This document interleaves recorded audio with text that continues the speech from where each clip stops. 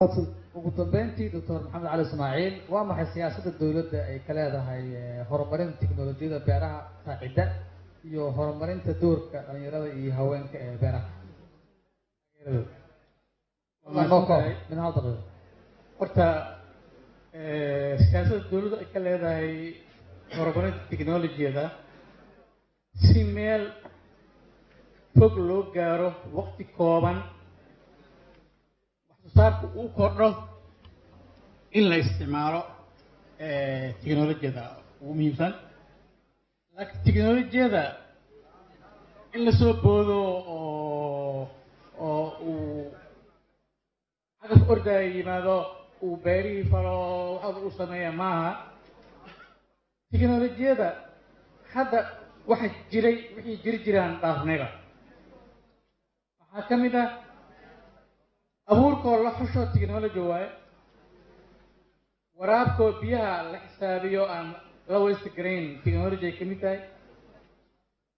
plant protection aan marka loo hadlayo dhibaatooyinka ay keenaan cayayaanka iyo cudurrada oo la barto lana raaco ayaa ka mid ah waxaa ka mid ah marka harvestingka la gaaro kadib post harvesting in la gaaro sidii loo handle garayn lahaa ama loo xanaaneyn lahaa in la gaaro hadee waxaas marka aan sheegayno wixii waxaasaan lahayn